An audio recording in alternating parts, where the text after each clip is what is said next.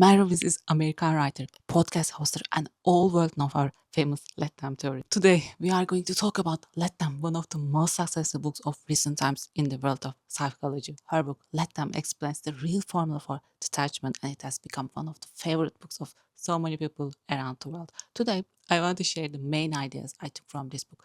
We will talk about detachment and we will talk about why some people struggle in relationships. Let's go. The author starts with very powerful story, something I have experienced myself too. One day she's sitting at home looking at her phone when she sees a photo of her friends on holiday. They are all close friends of hers and they look like they are having so much fun. But at that moment she feels a sharp pain. Someone is missing from the photo. Our writer, Mar Robbins. She wasn't invited to that trip and she started asking herself why. Our writer tends to think that if something goes wrong in her life, it must be her fault. She says that whenever a friend was upset or something didn't go well or she wasn't included in a plan, she immediately felt responsible. Her first instinct was always to fix it, change it, or control it, maybe by talking to the person more. She explains that when we feel in control, we believe we can protect ourselves from pain, disappointment, and rejection. But according to her, psychologists agree on one thing. The more you try to control something you can't control, the more anxious and stressed you become. Our writer discovers something really valuable here. She realized that the need to control comes from a deeper feeling, the feeling of being worthless or unloved. And the more we try to control people or situations, the more it backfires. She explains that our pain often comes from wanting the reality to be different than it actually is.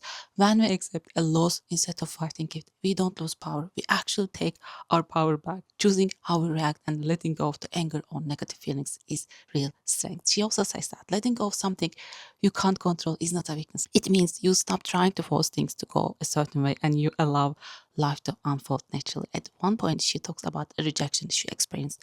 She admits she felt insecure, excluded, and not good enough. She blamed herself and thought she must have done something wrong. And that part, blaming herself, was easy. The hard part was knowing what to do next. In the end, she explains that we are the ones in control of what happens after a setback, and life becomes more meaningful when we take action instead of staying stuck. As adults, she says everything, our happiness, our health, our relationship, our boundaries is our own responsibility. And part one, life is stressful. Life is stressful. Our time and energy are actually our most valuable resources. And this is exactly what our author wants us to understand. In the next part of the book, she notices something interesting. What separates successful people from everyone else is not talent or luck.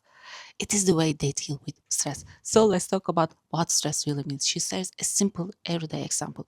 One day, she goes to her favorite garden center to buy some plants. There are only two cashiers open, about five people are waiting in each line. She feels completely stuck, and in that moment, she realizes something important. Whenever we get in small frustration like this, we are actually giving away our own power. We waste our time and energy on things we cannot control. She explains how stress quietly damages our lives. When we get emotional, we often send a text we later regret, or we say something in the heat of the moment that we wish we hadn't. Stress, she says, is a much bigger problem in our lives than most of us realize. According to her, there are clear signs that stress has taken over: a loud inner critic, constant procrastination, feeling tired all the time, endless phone scrolling, or being unable to disconnect from work. The moment we feel stressed, whether it is a slow line or waiting for test results, our brain switches in the survival mode. This reaction is instinctive. The amygdala takes control automatically. When we live with chronic stress, we stay locked in constant fight or flight state, and our amygdala keeps running in the background. In this state, she explains, our goals, our dreams, our best selves, and our ability to stay calm and patient all disappear. But here's the good news: we don't have to let everything around us spiral out of control. Other people's behavior doesn't have to become our problem.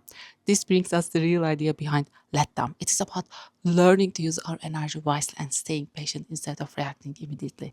Controlling our response, not the situation itself, is real power. When the man next to her on the plane keeps coughing, she can't control him, but she can control her own reaction. She covers him out with her scarf and puts her headphones on. That's it. That's the only thing she has power over. She reminds us that we don't have to stay in a job, a relationship, or situation that makes us feel frustrated and drained.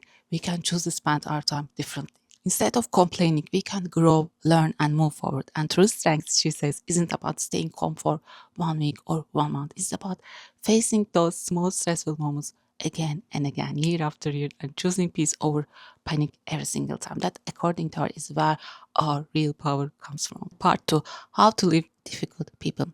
One of the hardest parts of our lives is dealing with difficult people who drain our energy, and they are everywhere. Our writer explains that these people often feel entitled to their opinions because they truly believe they know what's best for us. But in reality, she says, they are just seeking control. The same way we sometimes do. When they don't like our boundaries, we don't need to argue. We can simply let them feel whatever they feel. She adds that the more kindness and compassion we show, the more room we create for the relationship to actually change. Real success in her view comes from being aware of our own emotions when we deal with difficult people. One of my favorite lines from the book is her observation that most adults are really just 8-year-old children living inside grown up bodies. She talks about growing up in a family where feelings were never discussed openly. She explains that emotions like sadness and anger aren't something wrong. They are proof that our minds are working exactly the way it should. When a child is told to get over it or stop trying, that child grows in an adult who never learns how to process emotions, hoping that someone like this will change. She warns is exactly what keeps us stuck in a relationship with someone who is emotionally immature. The truth is, they may never change. The person who actually has the power to change is us. So when someone gives you the silent treatment, plays the victim, or explodes in frustration, let them. She asks us to picture an 8-year-old child trapped inside that adult's body. It's not our job to fix them. This pattern has been part of who they are since childhood, and it will likely keep repeating. She's honest about her own struggles too. Even now, when work gets stressful, she admits she still sends long, angry texts to her business partner. But she says the let them period has completely changed how compassionate she is with herself. Her advice is simple: allow the anger, the frustration, the hurt, the disappointment to exist, but don't react to them. Don't grab your phone. Don't turn on the TV. Don't pour a drink. And definitely don't text anyone. Just notice the feeling and let it rise. The reason this matters is that just like it rises, it will eventually fall too. Resilient people relate to pain and emotion differently. They let feelings rise and fall naturally instead of fighting them. The healthier approach to explain is learning to let emotions rise and fall on their own without reacting to every wave. She reminds us that people will feel angry, disappointment, or heartbroken sometimes, and that's normal. In fact, from her own experience, she says the longer we wait to face a feeling, the more painful it becomes. People are allowed to feel depressed after losing a job. What helped her most, she says, is picturing emotional discomfort like riding a wave in the ocean. Because emotions really are just like waves. And part 3: yes, life isn't fair. Any world class card player will tell you that. Winning isn't about the hand you were dealt, it's about how you play that hand. In other words, life is really about how we play the cards we are given, not about which cards we get. Sometimes it feels like other people have everything they want.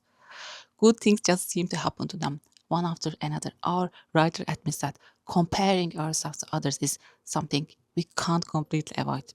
It's simply human nature to look around and notice what everyone else has. But she asks an important question: when you compare yourself to someone else, what are you actually doing? Are you torturing yourself, or is there something useful you can learn from that feeling? She reminds us that we need to stop obsessing over the cards in someone else's hand. And honestly, the truth is that we all feel jealous of others sometimes. That's completely normal. She also points out that whenever we try to control something we have no control over, we only end up feeling more powerless and out of control. That's exactly why it's so important to recognize this pattern in ourselves. So the question is how to turn comparison into a teacher. Her advice here is simple: let them succeed, let them get there before you, let them do it in the smartest, coolest way possible, because their success actually hands you a formula to follow. When we see other people's wins as our own losses, we end up feeling defeated before we even start. In fact, the things we envy in others often reveal something very important about ourselves, about what we truly want. She shares a story about a friend whose neighbor started a design business and began posting on social media. Her posts quickly became popular. The friend's first reaction was jealousy and fear, worrying that this woman would steal her clients, that people would think she was better, and wondering how she can manage all of it. But the author points out something powerful. Other people aren't taking anything away from us. They're actually giving us something, proof that it is possible. That's exactly why this kind of situation is so irritating. It shows us a simple fact: if someone else can do it, so can we. So whoever is triggering that feeling in you, let them irritate you, let them get under your skin, and let them show you exactly what you truly want and need. Whenever we catch ourselves comparing, something important is happening beneath the surface. And instead of staying stuck in that jealousy, that same feeling can actually become something that motivates us. We start wanting to do things we once envied in someone else. The truth, she says, is that you don't need to be special. You just need to be consistent, determined, and willing to put in the work. Things most people simply aren't. We can't afford to waste our energy on jealousy because we need that energy for the real work ahead. In the end, your life and your success are your own responsibility. Let others have their success and use it as fuel for your own journey. And part 6, some friendship fade. Our writer shares a personal story here. She's talking about when she was excluded by her friends. They are doing a barbecue with 3 couples where everyone could feel that something was off with her energy. On the outside, everyone was having fun, grilling in the backyard, but inside, she felt hurt and upset. At the time, she had no idea how to deal with her emotions and she took everything personally. She explains that adult friendship require flexibility. When people come and go from our lives, it's usually not personal.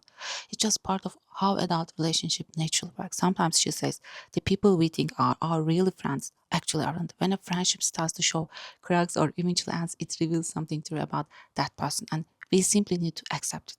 Her advice is that we shouldn't wait for friendship to just happen to us. We have to create it ourselves. This means putting ourselves out there and genuinely giving new connections a chance. The only way to know if something will bring us joy is to actually try it. She reminds us that a bad mood, a long day, or difficult breakup can affect how we feel, but that shouldn't stop us from making an effort. It's never too late because everyone deserves friendship in their life. In the next part, she moves on to a different question.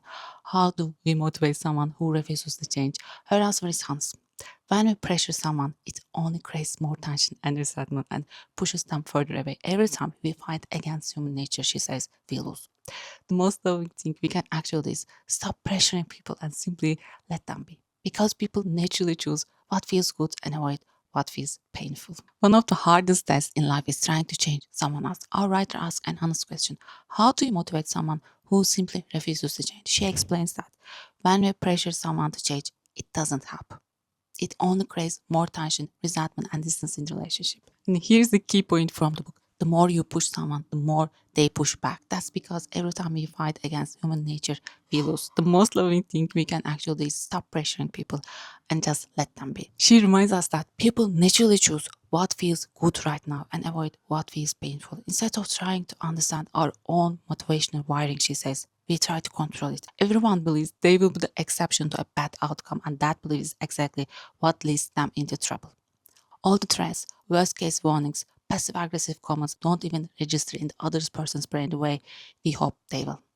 The truth is simple. Pressure doesn't create change.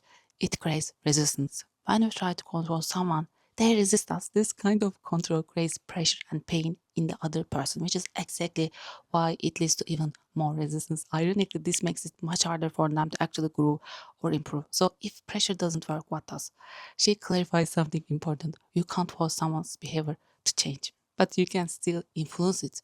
Once we let go of the need to control, we free up the energy to use our positive influence is that.